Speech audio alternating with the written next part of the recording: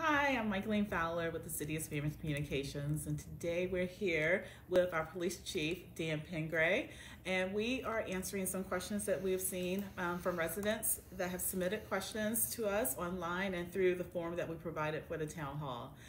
So to get started, do you want to introduce yourself to everyone who does Sure. not already know you? Dan Pingrey. I've been the police chief here for the past 2 years, just over 2 years. And I've been in law enforcement with the sheriff's office and prior to that, City of Kirkland for almost 36 years. So long time adding up.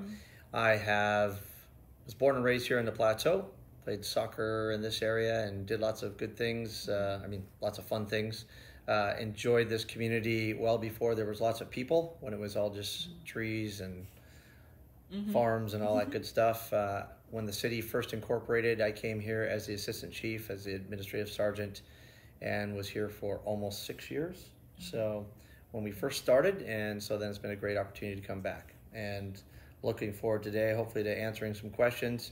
I've been getting nothing but abuse from these two here about my beard, and the department allowed it. The guys all wanted me to try it, so I'm trying it, and yeah, it's way grayer, so you probably won't see it here very much longer. So I call it the casual chief. Yeah, so looking forward to speaking with all of you, hopefully, and answering some questions. Okay, and so one of the reasons why we're doing this town hall just with the police department is because we've seen a lot of questions recently about a couple incidents that happened around Sammamish.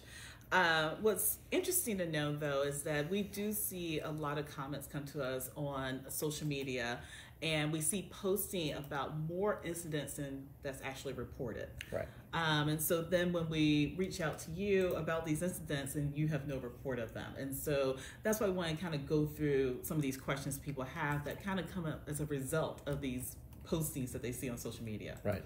Okay. And I'll just mention something real quick as we transition into just answering specific questions is, we said this before and I'll continue to say it. And, when somebody comes in to take my position someday down the future, they'll say the same thing. We need to know when things are happening. And you can't report it on Nextdoor or another social media site and then expect us to know about it and or have it, be able to investigate it. We need to actually get a 911 call so that we can respond and look for evidence, contact neighbors, look for any witnesses, anything like that can help us solve the crime and reduce these types of incidents, continuing to happen in the community. I literally, just before I walked in here, was having a conversation with one of our officers who we have a situation in the neighborhood that it's a problem, and we're trying to work with the neighborhood to do the best we can to solve the problem. But we get there today, and it's all about an issue and incidents and people and vehicles that were there last night. And were there for a long period of time. We need to know about it last night. We need to be able to respond and help you last night. Not that we still won't work with you today and try to do what we can, but it's very important that we receive phone calls from you, whether it's in regards to a crime that has been committed or suspicious activity, immediately, and use 911.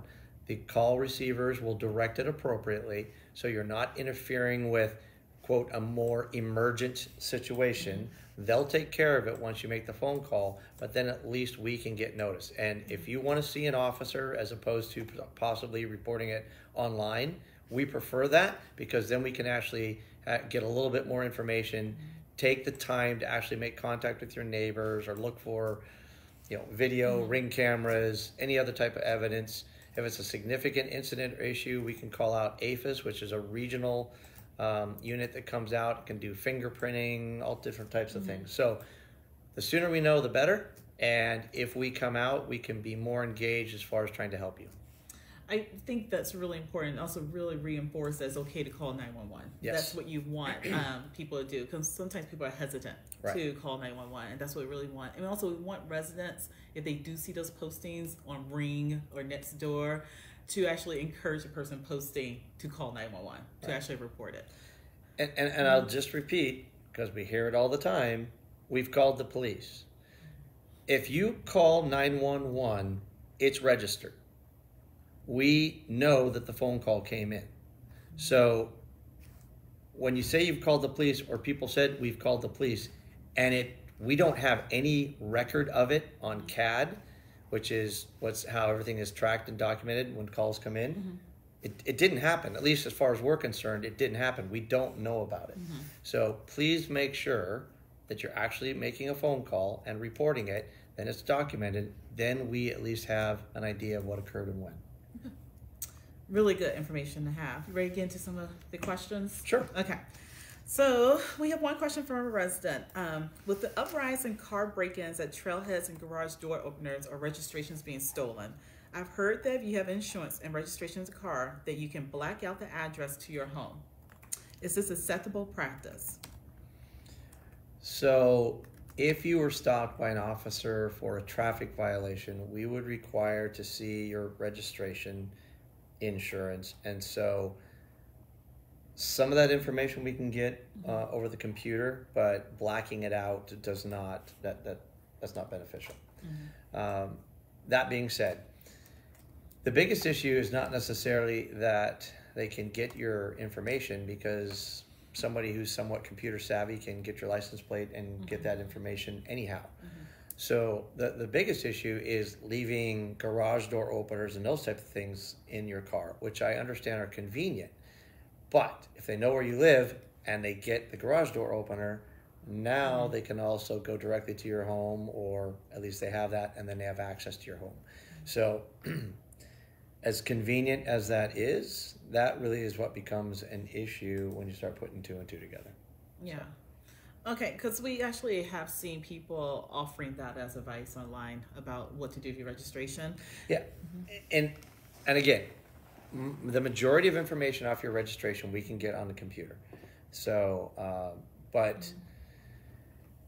if you get in an accident and it becomes, let's say, non-reportable, but you're required by state law to exchange information, yeah, and you don't know all the details in your vehicle, yeah, and it's blacked out in your car, yeah, that could be, and again, we're talking about primarily address and those types of things, yeah. But, do what Department of Licensing mm-hmm. allows for you to do, mm-hmm. not just arbitrarily blocking things out, and yeah. then that becomes a problem for you in the future. Yes. I can't help but laugh a little bit about registrations. We won't go there. Private joke. Yeah. I have my registration in my car. Yes, good. So our next question is really around the break-ins that's been happening, that happened a couple weeks ago. This question says, I'm very concerned about the safety in Sammamish. One of my neighbor's homes was broken into while they were on vacation. I've lived here for over 10 years, and this is the first I've ever heard of a break-in in my community. There is a rise in crime rates, and it seems to be happening more here in Sammamish. Is this true, and what can we do? Okay. So anytime you have break-in or a crime or a theft of any kind in your neighborhood, obviously that raises concern. And if you haven't had any, that's great, but then there's that impression that crime is increasing. The reality is that here in the city, unlike a lot of neighboring cities and generally within the country, we have not seen a significant increase in crime. So, for example, normally in November, December, early January, you'll see a lot more package theft, mm-hmm. Mail theft, those types of things. And we have seen that in the past as well. This year, we didn't. Maybe partly because of the snow, hopefully because we're doing a good job and people are keeping their eye out, but we just didn't see that.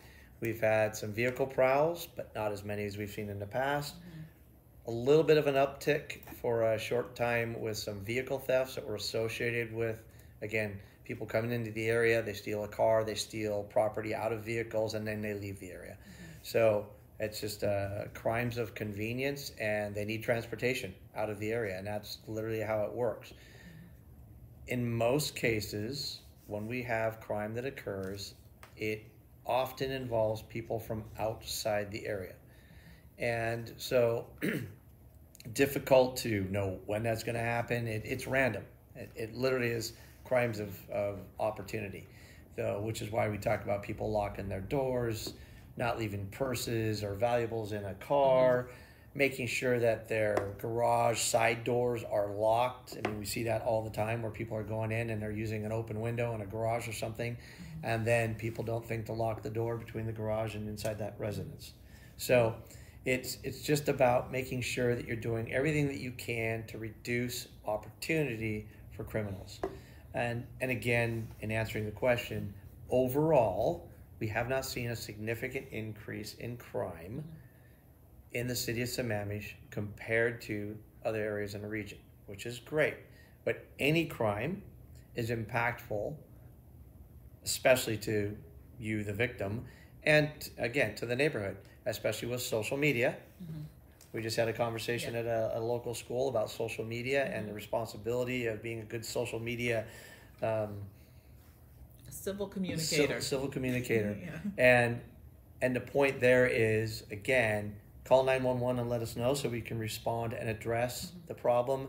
Give your neighbors as well as yourself some ideas on what to do, things to look for, how to help recover some of your property potentially by getting online and looking at certain things. We can do that directly, but when it's all just online or people start getting very upset about all of the things, you know, quote, crime that's happening, that's either A, not reported, or, you know, one crime becomes many crimes on social media, that's what we're trying to avoid. We want to make sure that we're able to respond and address things that actually occur, and then provide you with prevention tips and hopefully some different ways to get your property back if you lose property. Before you go on to the next question, there is a question from one of the people watching here. There are actually right now 41 people watching. And it's a question about back to registration. The question is, we have heard that we can use a photo of our registration to show police and not keep registration in the vehicle. Is that correct?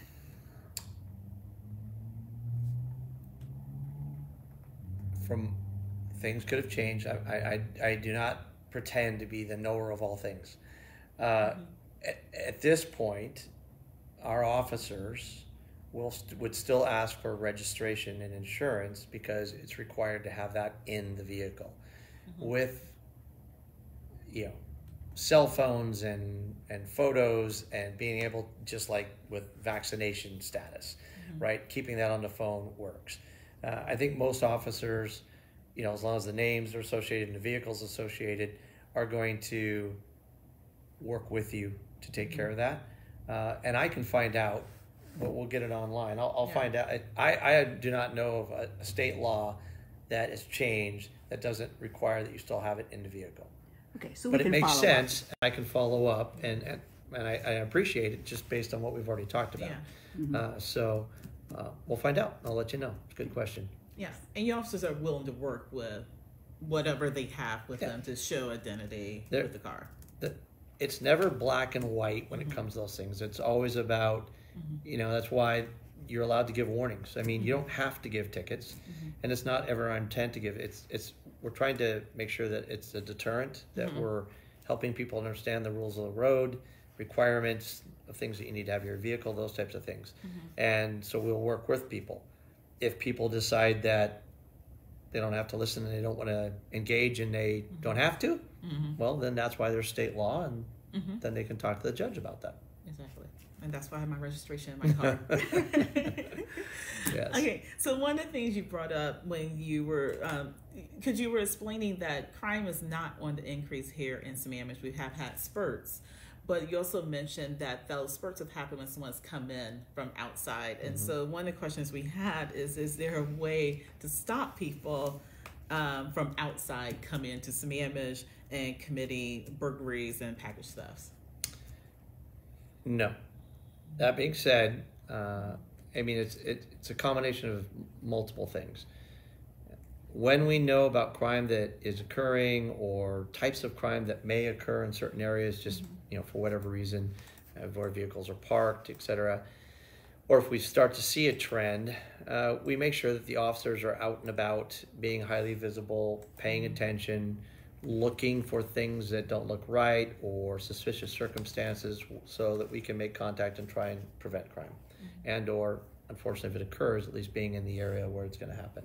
So that's one way. Second thing is, if people who are more familiar with their own neighborhoods see something that looks suspicious, obviously we want to have a phone call, 911. Just because somebody's walking through your neighborhood doesn't mean that's suspicious. Yeah. But if you see somebody walking through the neighborhood, peeking into cars, then walking to the side of a residence, maybe looking in windows, turning around, maybe going back and doing it again, that's suspicious activity, and we need a phone call because they're probably casing that residence to determine whether or not they want to enter, or looking for unlocked doors, windows, etc., or the signs that somebody might be home or away. So that's important. Again, it's all about crimes of opportunity, and everybody has a friend, and everybody talks, and your kids talk, and etc. So my point there is, again, social media. It's awesome. Tell all people all kinds of things. But if you tell people that you're leaving, if you have Facebook and you're really, really popular, because that's really cool to be popular, like we talked about yesterday, exactly. and you have all kinds of photos of the fact that you're out of town for 3 weeks, 4 weeks, then that's where the person that first mentioned that they'd been out of state for quite a while and their home was empty, there's a good chance that someone can find out about that, and then you could be a victim of burglary, vandalism, vehicle theft, whatever it may occur. So important that your neighbors know, but again, everybody has friends, and if people start to talk about it, so you got to weigh the good with the bad.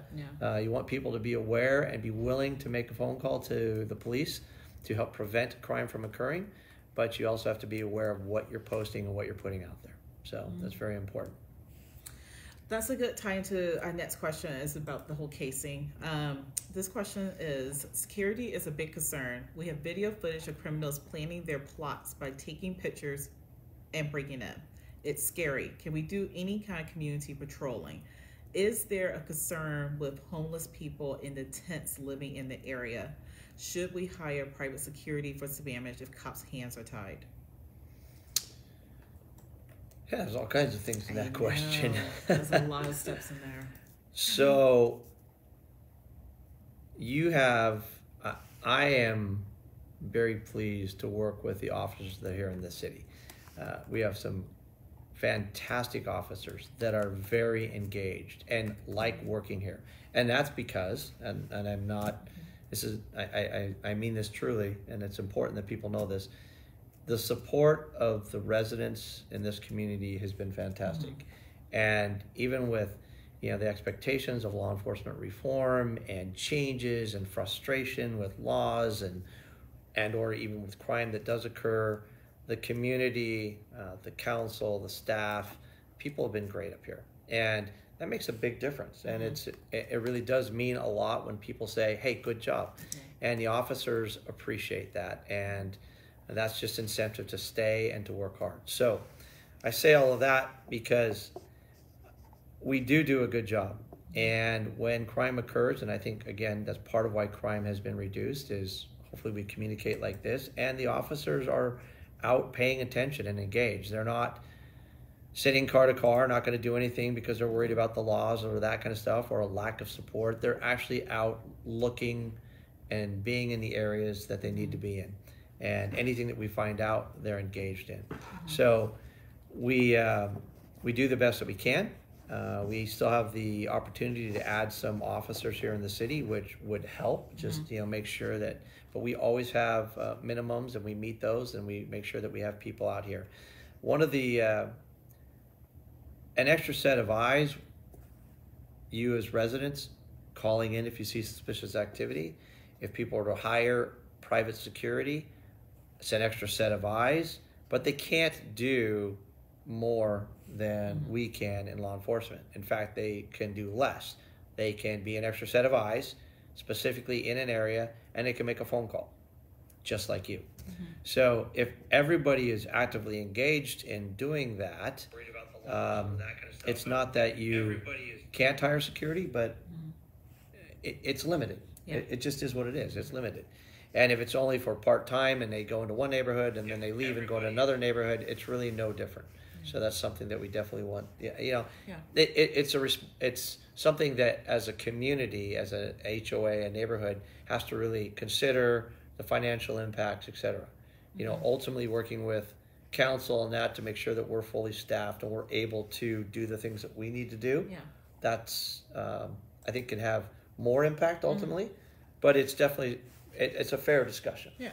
Well, So- if you want to go into that a little more detail, because we did have someone ask about staffing and funding, like, do you have enough cops here in Sammamish? So when I came in 2 years ago, there was an audit that had just taken place, and it was about adding more personnel. And there's many factors involved there. Part of it is, what does the community want as far as the number of officers out there on a regular basis, time of day, when we see crime trends, when the activity occurs. And then there was also the anticipation of what's going to happen within the city. Are we going to be building more multi-unit housing? Are we going to have more commercial businesses? Because when you have that, they don't cause crime, but if there's more, there's more things, whether it's buildings or residents or businesses, more crime can occur, right? There's just more opportunity. If there's more residents here, then there's just that. Crime can occur, more accidents can occur, more traffic violations, more, et cetera, et cetera. Yeah. So it just means more. So with the anticipation that there was going to be growth, and there will be growth, and it's already a very big city, they recommended that, ultimately I think it was 3 additional supervisors, another 5 to 7 officers, and then, my position become majors in the unincorporated rank. And they wanted it then. Financially it impacted me, but it financially didn't make sense for the city. And I didn't, it's not right. I mean, you don't need it yet. But we do have funding that was in this current budget cycle for 2 additional officers and an additional sergeant. Ultimately would like to be able to see that happen. Hiring people is difficult for all law enforcement agencies throughout the country, and especially here in Washington State and the region. There's been a lot of changes in laws. It's a great career and a great job, but it's a tough time just with expectations and the changes that are occurring. And so a lot of people are hesitant to stay in, and there's a lot of people that have decided it's time to move on. So the sheriff's office itself, for example, is over 100 vacancies.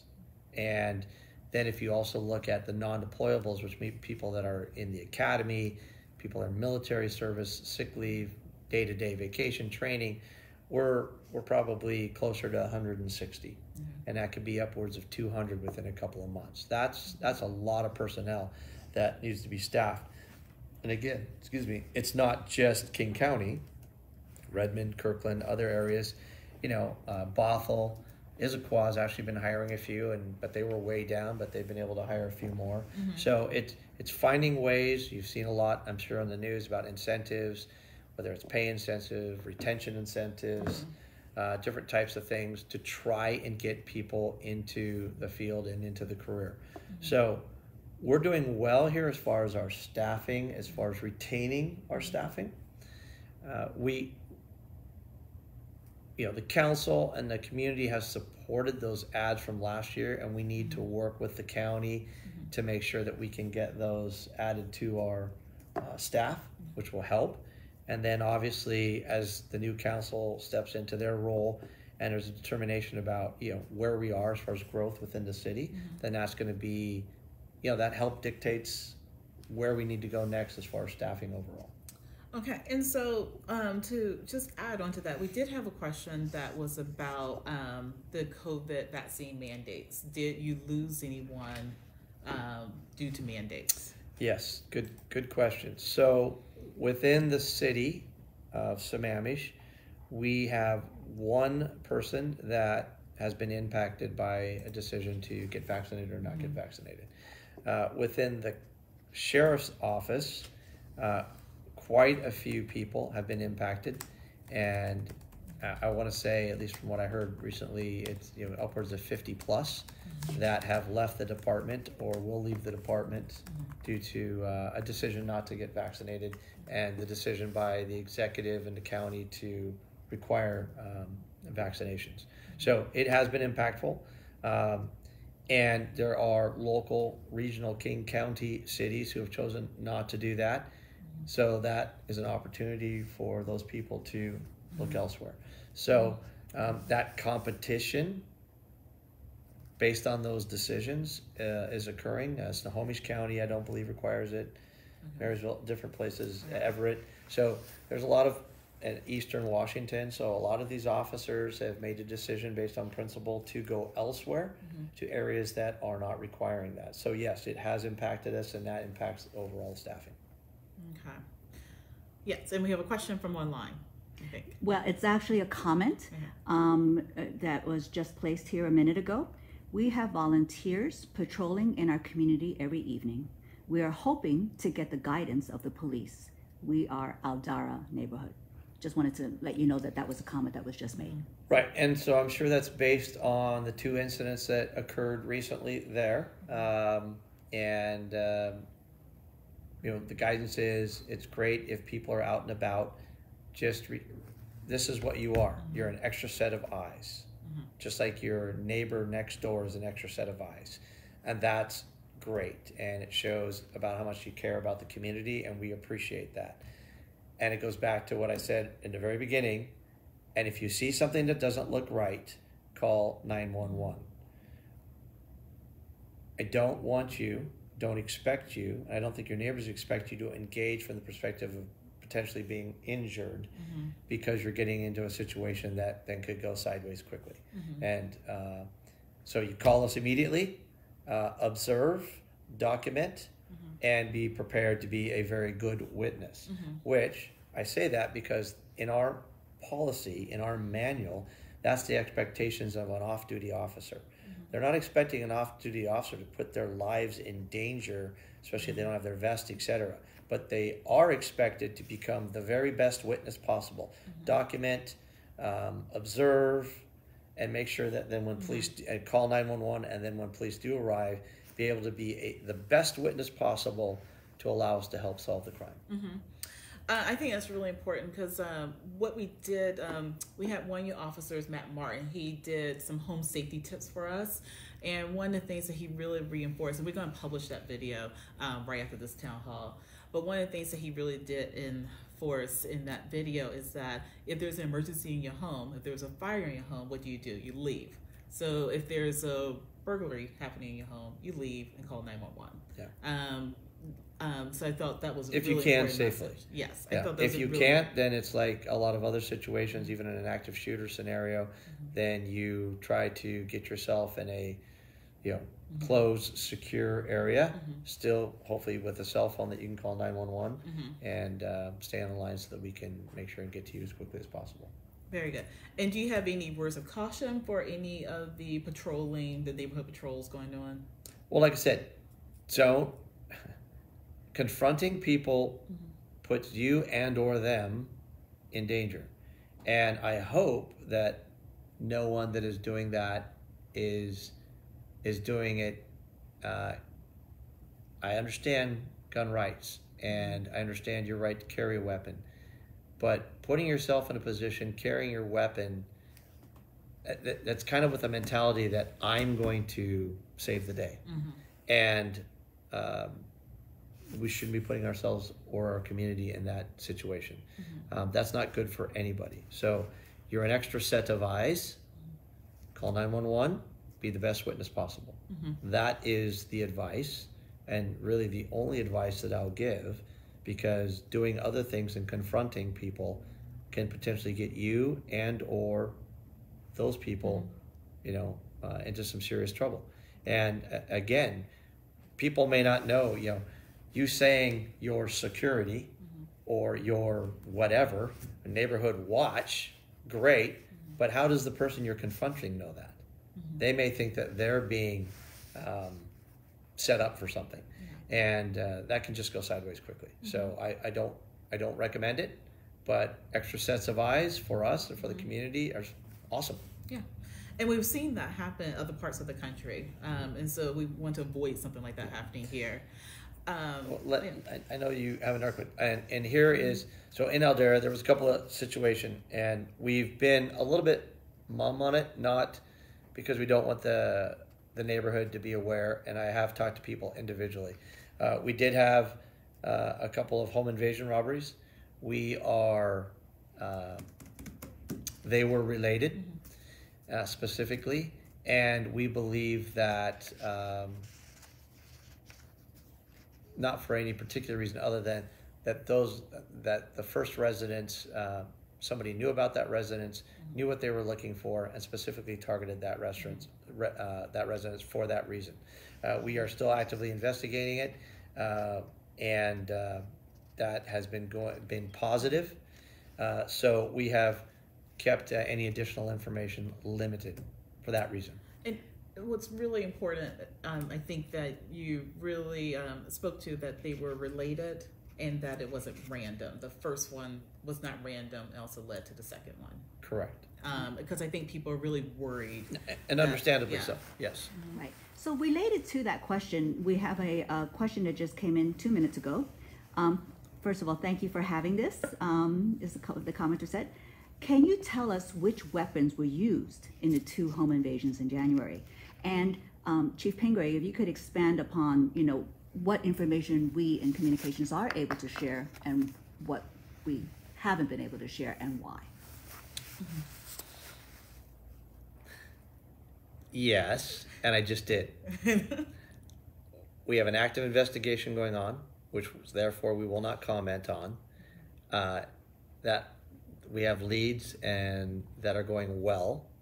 And so as a result, we are not going to comment on a lot of this because we have very specific reasons as to why. The pieces that I spoke to in regards to the fact that the people that entered the residence had a specific reason why they were entering the residence, and the second residence was related to the first residence. So that's as far as I'll go, and ultimately we will be able to provide more. But I think it's important for the neighborhood and people understand that this was not random, and that we can expect it to continue to occur. Now, you never say never. Always be diligent. That's part of why people are out there in the neighborhood. I respect and appreciate that. And again, be the best witness possible. Call 911. Also, just to tackle on that, one of the things that we did see online that was a little concerning during this time was people were getting information, word of mouth from neighbors, and then sharing that information that was part of the investigation that wasn't released yet. And so they were releasing information that wasn't made public yet, thinking that they were helping their neighbors and community, but actually was working against the investigation. So I think it's really important that people know that we do update the information when we have it and when we can. Yes. And again, we can always do a better job, and I say we in the police and working with Michaeline and Celia, we can always do a better job. And if you ask, we'll work at it, of keeping you up to speed on stats, investigations, those types of things. But a lot of times, if you do it all the time, then people stop reading it. It doesn't become important anymore. And we want it to be, when it's looked at, when it's read, there is a real concern or there is a real trend, and we really need your help. So, and again, that's just, that's a philosophy, that's mine. As Michaeline has heard, I'm not one of these ones that wants to respond to every single thing that pops up on, social media. And it's the same thing about reporting crime trends. I want to make sure that it means something to all of you. So when I say something or when we post it, it's important, and it's something that you take account of. If we do it all the time, it starts becoming like white noise, and people just start turning it off, and that's not what I want to do. We can do better, and if there's certain things that you out there are interested in, post it, let people know. We'll see if we can't make it happen. So we will continue to try to improve on that. Yeah, and that's one of the things that after this, we are publishing that video, and then we're asking people to actually send us any topics that they want to see covered, any information you want to see covered, to email us at communications. Yeah, and hopefully that's helped. I mean, we've done some traffic things, and now we're doing the home safety. Obviously, we're doing things differently because of COVID. But it's been fun. We're getting the officers engaged. Yeah. They're enjoying it, and it gives you hopefully a chance to get to know them a little bit better as well, even though it's virtual. But then you're going to see them out there on the street or at the schools, whatever it might be, and hopefully that's a chance to say hello and give them a hard time if that's what we do about their acting skills. But hopefully these things help, and if you have again suggestions, that's great. Yeah. One more question about crime before we move on to, we have a few questions about speeding too, but this one question is about where are the criminals coming from. This person is asking, are these criminals that you're arresting, are they coming from Seattle? Where are they coming from? Human race. Sorry, it's just me. They come from everywhere, anywhere. Again, like I said, it's crimes of opportunity, and things happen. It doesn't mean that people within our community don't commit crime. Sometimes, and again, I never like to say, well, it's juvenile this or homeless this or adult this. It's always different. It always changes. That's why crime is hard to predict. Even when you have predictive technology, we can say, okay, we've seen these trends, but in a city like Sammamish, with not as much commercial, we're not a bedroom community, but we have a large residential community. The crime trends are more crimes of opportunity, so very difficult to predict. We can get people coming from anywhere on a bus and come in here and commit crime and go out in a bus, or like I said, steal a car and go, or they call a friend. And it's easy to say, well, it's coming from Seattle or Kent or Renton and those types of things. Well, we've seen a lot of people from unincorporated King County East, that have come here and committed crime. It's random. It's a crime of opportunity. And I didn't mention it before, just because that one question had so much in it about the homelessness. Yes, we do have people that are homeless here in the city, but it's few and far between. And our job is to make sure and help find them a place that is safe, that they can go to. And so we will make that effort, and we will do our due diligence to make sure that we can provide them with a place to go, so that it's better for them and helps everybody. Okay, so we did have a lot of questions just around the crime. I just to summarize that a little bit, some of these, we had some duplicate questions, and they were stating that crime is on the rise, there's a spike in armed burglaries, and so I think you kind of really covered that there isn't more armed burglaries. No. There isn't a spike in crime. We did have a spurt of a few days there. Yeah, and let me explain something. This is, it's good for you to look up definitions, things. So a burglary is when someone goes into a commercial business, residence, those types of things, and takes items, okay? If it becomes an occupied burglary, it's because somebody's in the place. And it doesn't mean that it's an armed robbery or anything else. It just means it's occupied. And oftentimes if they're confronted, then they run away. So that's that. If we start looking at like a home invasion robbery, something like that, where the person is armed, becomes armed, and they threaten the people, then, or they've taken a weapon during the course of the burglary, now it starts becoming a higher degree. It starts, that changes things. A theft is just that, a theft from a car, a theft from a business, those types of things. Those aren't burglaries when they're during public, when they're open to the public. So a lot of times people we're having all kinds of robberies. And what they're talking about is you've had a burglary in a residence that wasn't occupied. When you go into a garage, that's a burglary. But we haven't had, it's not armed, it's not, a robbery. Robbery is when you are taking something from a person and you're threatening them and or, with a weapon or even without. So that it's good to look at the definitions of that because it helps us understand. But I'm saying that because when you start to state those things on social media, I mean, when you hear robbery, most all of us get spun up. That causes concern for everybody. And 9 out of 10 times it wasn't a robbery. Yeah. It was a burglary or a theft that occurred. And so if you're going to use social media, then I would just encourage you to learn the definitions of what crime is. And then I think that helps people. That doesn't mean that a theft from your vehicle is any less important. It just, it does change things.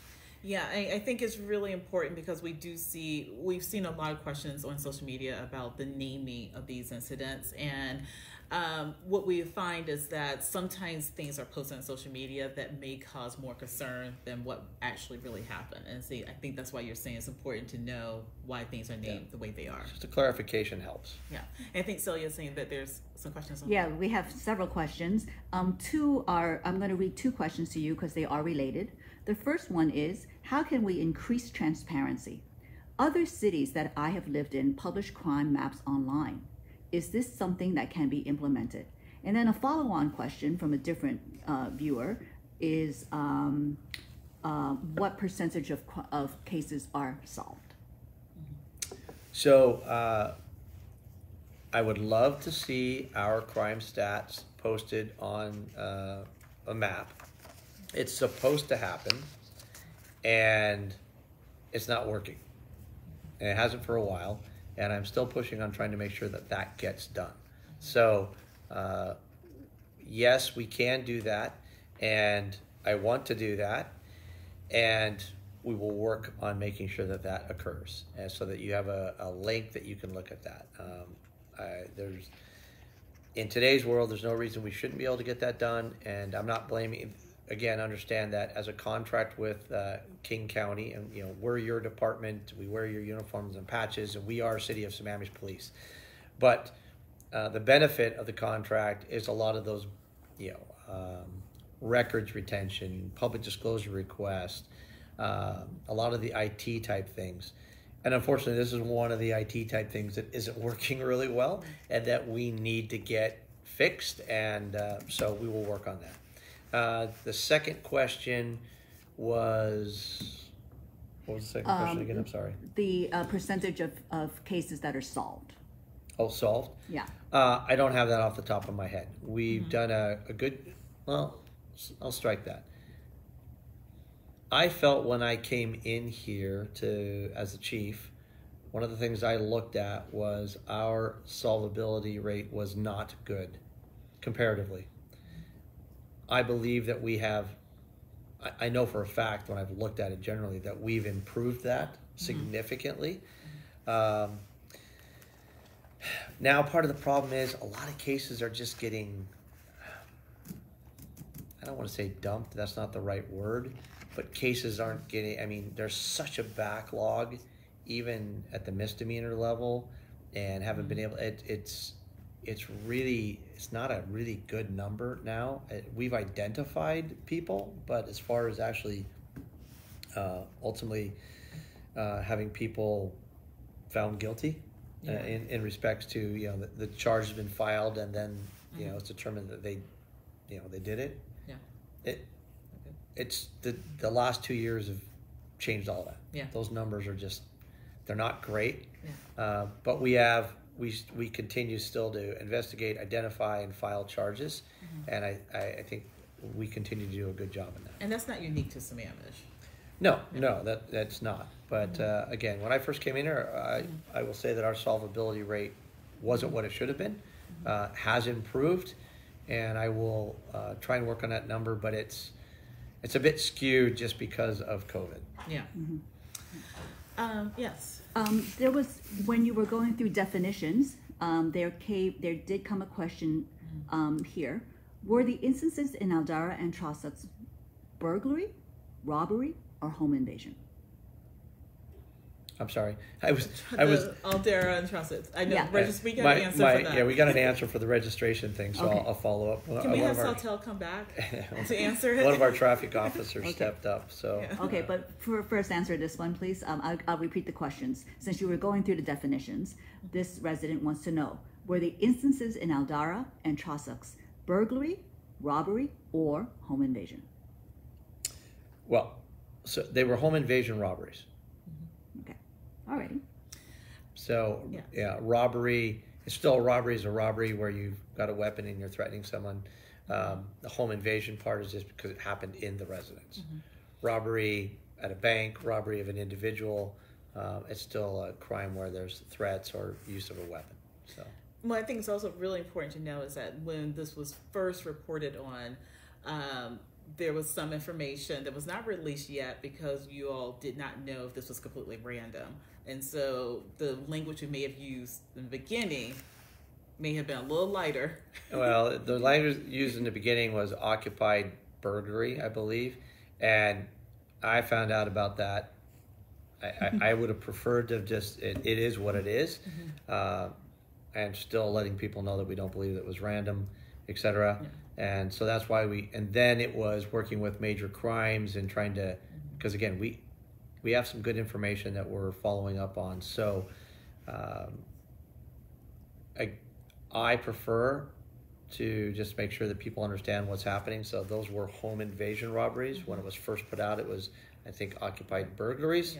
And again, for me, it never makes sense because, as I stated, everybody has a friend, everybody's going to talk. Someone will say something, and then that creates confusion. So the best way to eliminate confusion is to be upfront right off the bat. That won't make everyone happy either, but at least it's upfront and makes it a lot easier. So. And the commenter just said right now, yes, that caused a bit of confusion. Happy face. Thank you for the clarification. No, I appreciate that, understand it, respect it, and like I said, we are not perfect. And so we constantly have to be paying attention to what we do and how we do it and what we say. Okay. Is there one more question? There's two more. Okay. Do you, okay. Are they about the same issue? Okay. No, separate. Okay. Okay. So another question that came in, with Met Market hiring private security, do you see this as the future for large retailers in the city of Sammamish to control theft? Actually, right before I came here, I stopped and grabbed a quick bite to eat and ended up having a conversation with one of the clerks up front about the private security, because I hadn't noticed it and saw that they were in there. So my first question was, why are you doing that? And so they explained what had been happening, and I said, well, that's interesting because, just like we talked about at the beginning, no one's told us about it. We have no idea that this is going on. We can't support them in helping to reduce the thefts that they're seeing when they don't tell us about it. So it's like private security and an HOA, okay? If people work with us, we can hopefully help come up with a plan to address the problem. And it doesn't mean that we can't do it in conjunction with private security, etc. But if we don't know, we can't help. That's number one. So that's important. Again, private security, you start putting hands on or anything else, it's no different than a law enforcement officer do it. Somebody then can say, well, you assaulted me, you injured me. It creates a problem.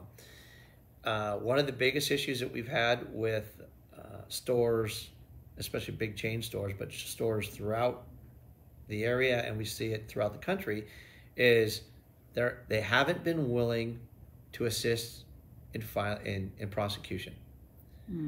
It doesn't. If you're not going to assist in prosecution, we can't do anything, because we can't file charges unless we actually have a victim.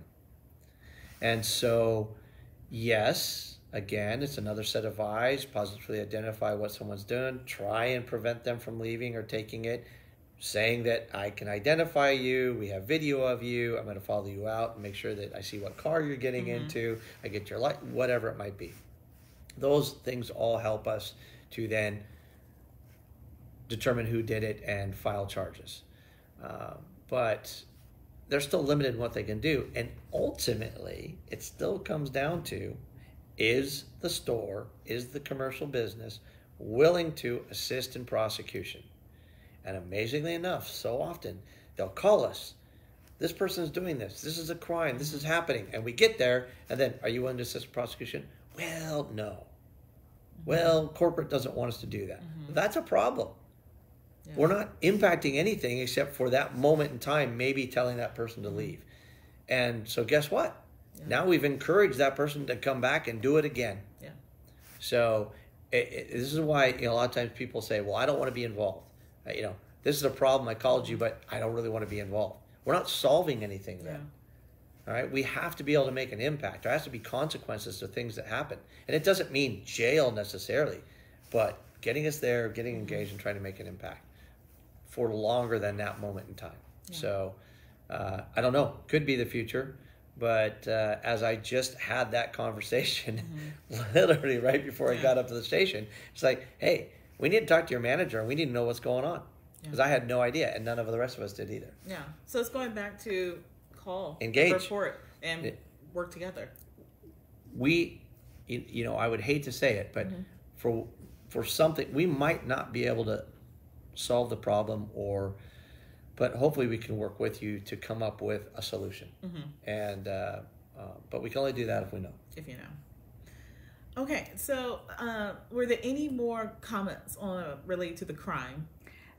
Actually, there was just one last question for you, which is, when will this be available to be shared on YouTube and shared with neighbors, etc.? Is this being recorded, and will it be shared? Yes, we are recording this, and we are going to download it. It will be on the city's website and the city's YouTube channel. It will still live on Facebook Live. Facebook as well, because we're shooting this via Facebook Live, but we will download it to the city's website and YouTube channel. I know there's one question here, and there's some traffic things. I'm going to get to speeding. Trying to hurry and up. you want to answer that question too? Yeah, I will. Yeah. I'm going to get to the speeding, and also we do these quarterly, as long as you will sit with me, right? And so we'll have more of these. Before you get to speeding, though, we do have one question about home alarm systems. Here it is. I just got a new home alarm system that is monitored. Does the police department respond to home alarm systems that are monitored? So I'll probably get myself in trouble with all of the home monitoring alarm systems, but I just spoke with, it's funny, I've had these recent conversations within the community. Please come bug me when you see me in the community, because I like to have these conversations. He does. I do. A lady was talking to me about whether or not they should get an alarm system, specifically because, conversation on social media about some of the burglaries, robberies, invasion robberies, burglaries that may have occurred. And so you have multiple options. Obviously, there's lots of apps out there. You've got the Ring cameras. They're very good. They're effective. They record, and it allows us to know that, get some good information. You can get, now the light bulbs that have cameras in them, and you can put those in different places, and they're, pretty good. Again, with an app that can record those types of things. If you get with an alarm company that monitors, great, but here's what you need to confirm. If there's a break-in, or if there's broken glass or noise, whatever it might be, they need to call us directly, 911. Again, as I keep saying, calling 911 in a timely fashion so that we can respond is great. What so often happens, though, is the first thing they'll do, they're going to try and contact the homeowner, then they're going to try and contact the secondary person and maybe a third person, and that just delays our response. And so if you're going to do it with somebody that's going to call first and then try to get a hold of you, and then if they get a proper code or those types of things, then we can be called off. But that makes more sense, and it makes it more timely for us to be able to respond and prevent crime. Because it doesn't do a lot of good if it takes 15 minutes to call us, and while they're saying, yeah, there's this happening, and there's crashing sounds, and there's all these good things happening, or bad things happening within your house, and but they still haven't called 911. So I think, and when it's all said and done, the other piece is you get an alarm that doesn't necessarily have to be monitored, but is as loud as all get out, because noise attracts neighbors or irritates them at least, and they're going to be looking at the residents, and that's a problem for people that are committing crime.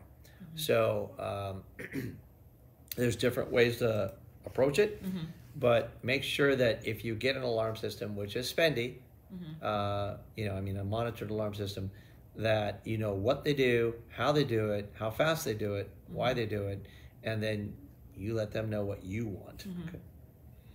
It's a really good point. The criminals don't like the noise, right? And that's why my 8-pound Pomeranian is the best security I have,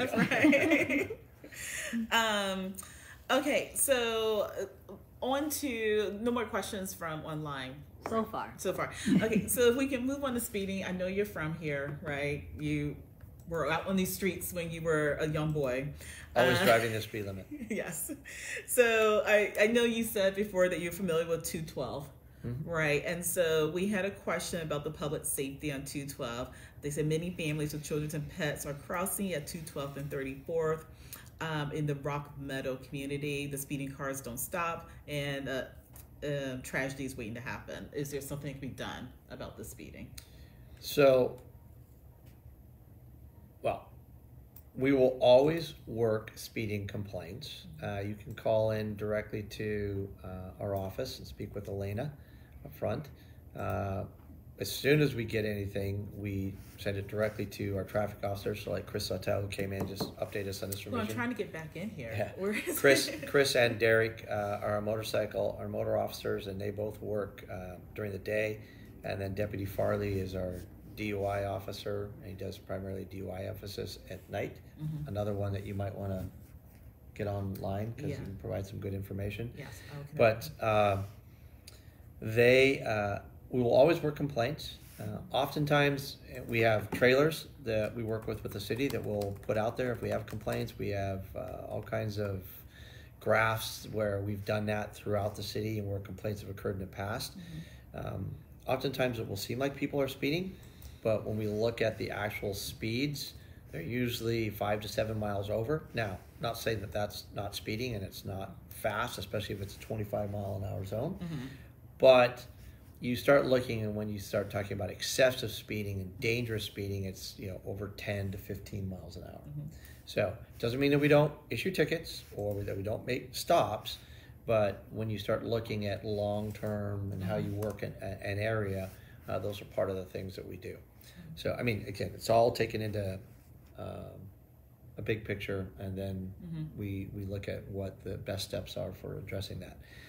If you're looking at, and I know in this situation they were talking about a roundabout or a crosswalk, there are many, many, many rules, policies, things that are Department of Transportation, state, local, regional, and the best people to speak with when you have those types of concerns and desires to put together is traffic engineers here in the city and public works. They're the ones that actually do additional studies, look at the requirements of the road structure, speed limits, etc., and then what is allowed, because it's not all allowed, and then ultimately what can be put in there. And again, we have a lot of people, limited north, south, east, west roadways, so they do get crowded, they do get used, and ultimately there are violations of speed. And so those are legitimate things to ask about and question and see if that can happen. So that would be my suggestion, recommendation for the neighborhoods on both sides of the highway there, to work with the city public works and engineers to determine if that's something that would make sense. And you're not going to share anything about your teenage days driving on 212? No, I am not. You never sped as a teenager on that road, right? I lived right there at the top of Thompson Hill, which is now all a whole lot of houses, but big farm there. So yeah, and you were a very safe driver. Yeah, we used to do a bunch of interesting things. So a follow-on comment right now about speeding. I'll read it back to you. East Main Drive to Soaring Eagle has people speeding down it all the time, and families go down there all the time.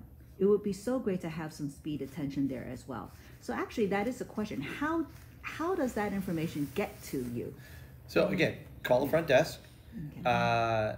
You can call 911 and ask to do. So you could do on. So there's actually a question about the online reporting. Online reporting is good. So if you have just for example, a lot of times people are told by their insurance company, you got to have a police report. So online reporting allows you to do that.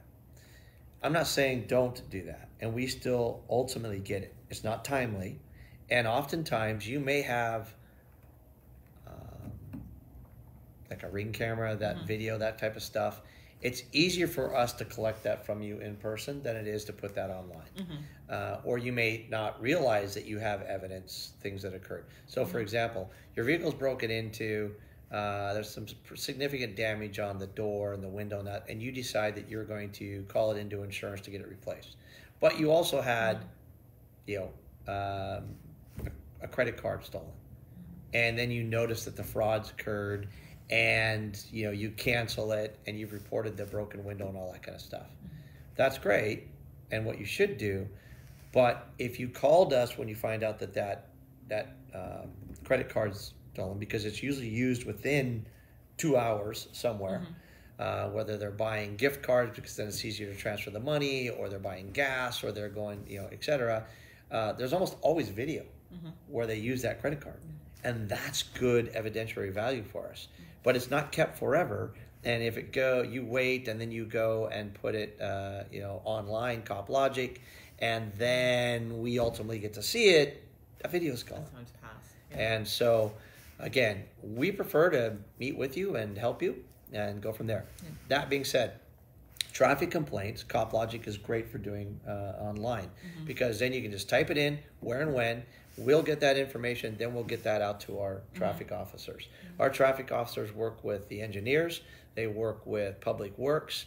We'll get the trailers out there. We'll do the speed graphics and all that type of thing. They'll actually work it, run radar.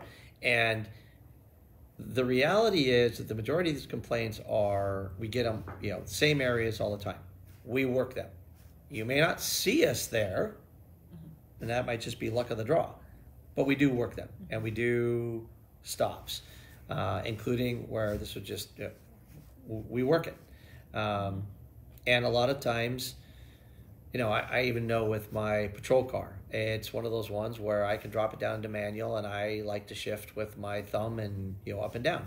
And if you're going in second gear, and I'm still only going 25 miles an hour, but that gearing sounds like I'm revving the engine because I didn't tap the button and go up to third gear. So a lot of times what you hear is also can be indicative of speed, may not be. And again, oftentimes that's what we see. It gives an appearance of speed. One thing I just want to point out is that when you say that they can call the front desk, they really are calling someone sitting here at City Hall. That is really helpful. And if Elena has the time to do it, she's going to get that down, or someone sends in an email to Elena, then we'll get that there. But Cop Logic is a good way to do it because it's online. It goes right into the system, and then the officers can get that. We can get that, again, quick enough to be able to put that into the system. Okay, so we have one speed question. We are going a little long right now. A lot of questions for you. Hopefully it helps. I know. This is all very helpful. Oh, real quick. Yeah. Before the speed questions, we do this.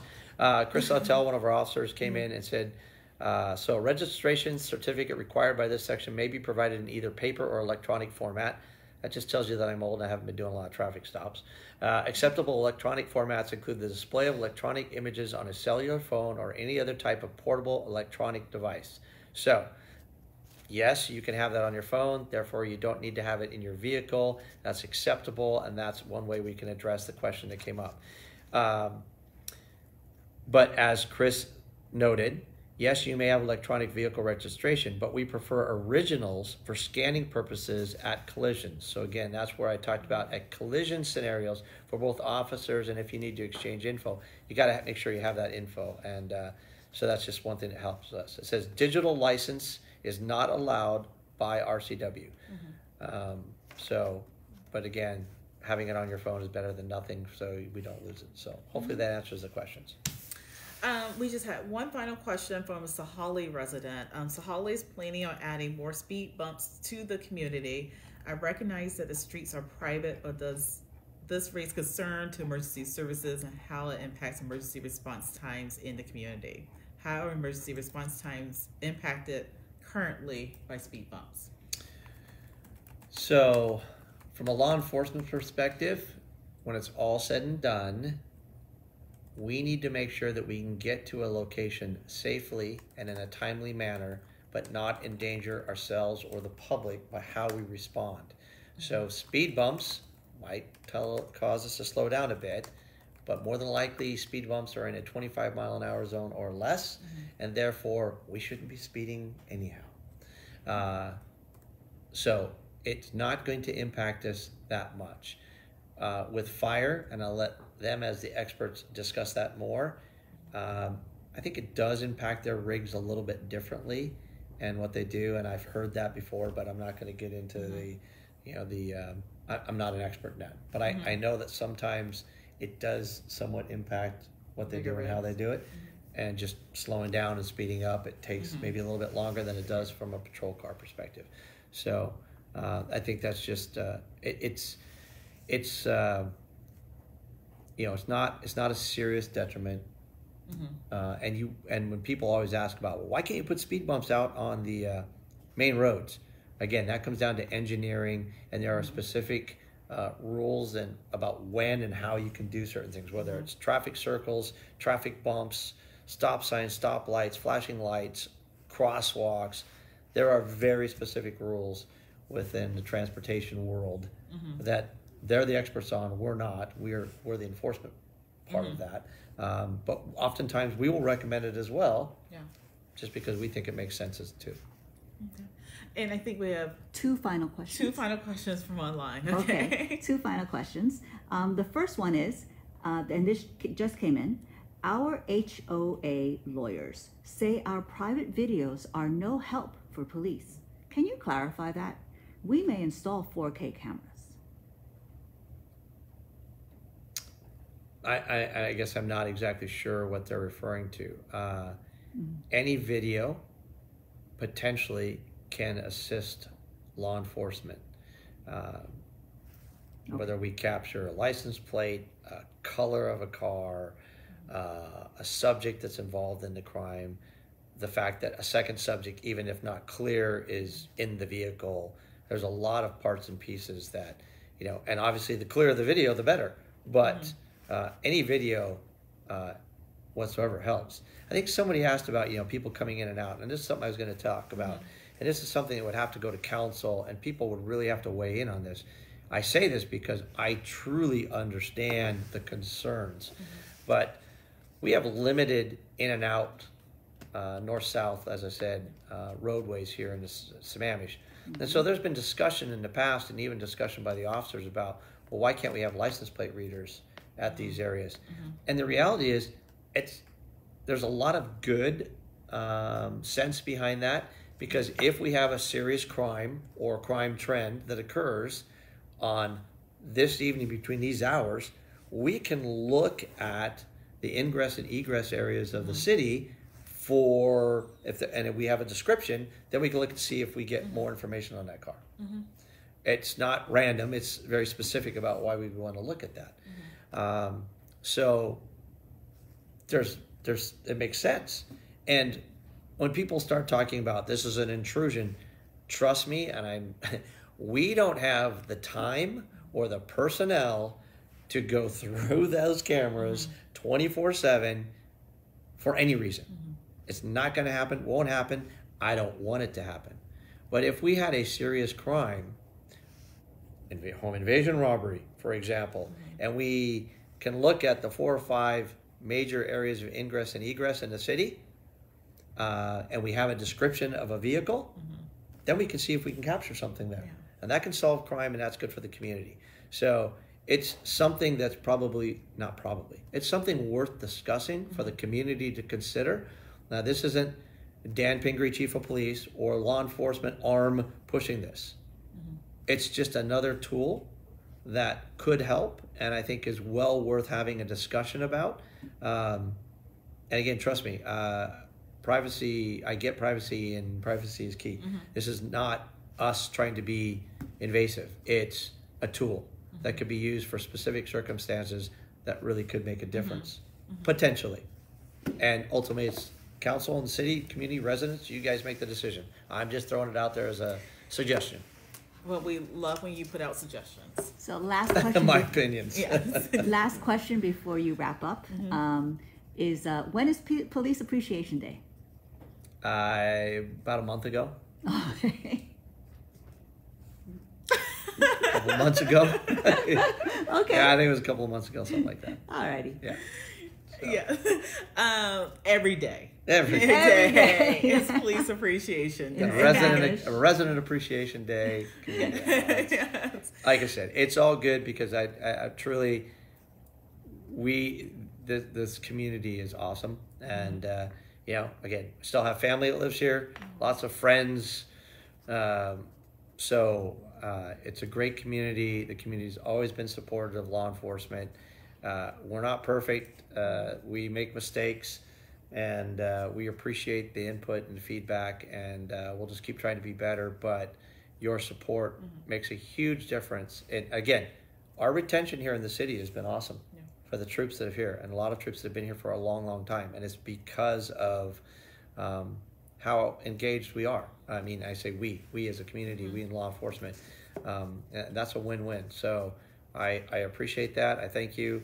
You know, no different than I'm sure some of the comments here might irritate some people, and other people will appreciate it. I get it, but it's a good start. So thank you. This has been really helpful. And as we are coming into some nicer weather in springtime, and hopefully we're coming out of COVID, we hope, we'll be able to do, we're going to do these quarterly, but we're going to be out and about more, and people will be able to see the officers out and about more, and more engagement, and get to know each other. And hopefully maybe some of the videos we can do, you know, our school resource officers during the summertime have been part of the Marine unit for the Sheriff's Office, and so we had a lot more visibility at Pine Lake, Beaver Lake, and also on Lake Sammamish, so maybe we can do some videos there on boater safety, SUP, you know, kayaks, all those types of things, bicycle safety, and hopefully, you know, some of the things I've talked about is getting us out there more on bikes, different ways to be engaged and be visible. So we'll, you know, COVID again, it's, you know, it's been unfortunate for everybody in many, many ways. So, but hopefully as we transition out of that, we can get back to some normalcy as far as more engaged. Yes. And we look forward to that as well. And aside from this town hall being that's being recorded and shared on YouTube, what else is going to appear on YouTube momentarily? Yes, so we're going to publish some of those home safety tips that you just went over. We did shoot a video at a Sammamish resident's home yesterday. And we're going to publish those tips this afternoon as well, so that some of them may seem pretty intuitive, that people will know what to do, but there are a lot of residents that come from other communities, other neighborhoods, other countries, and so we just want to make sure that we provide these helpful tips, that everyone's on the same page for staying safe. Yep. I mean, one thing we haven't talked about, and you know, we saw it a year and a half ago when the government was doing a lot of the funding and a lot of fraud and things that occurred, you know, from that.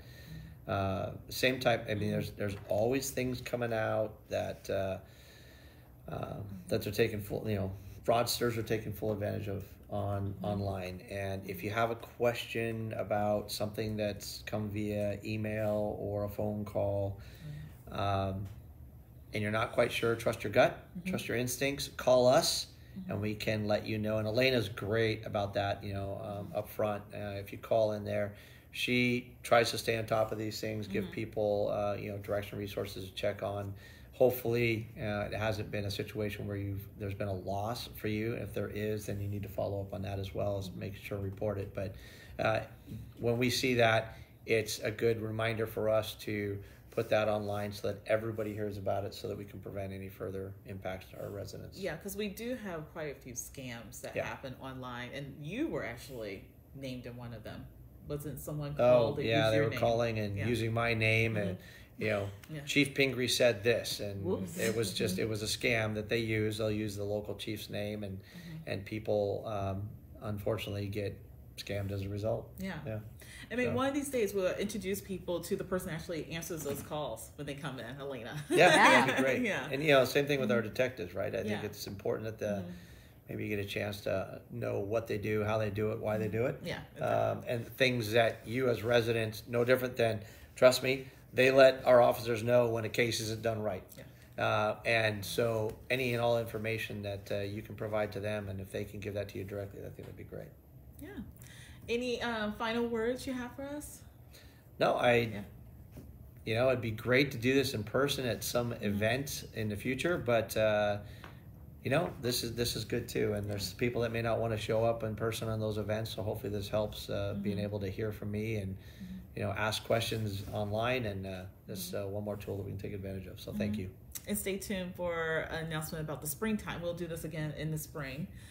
We're doing this a little late in February, but we will do this again in the springtime. You just want to make sure I'm shaved, right? Exactly.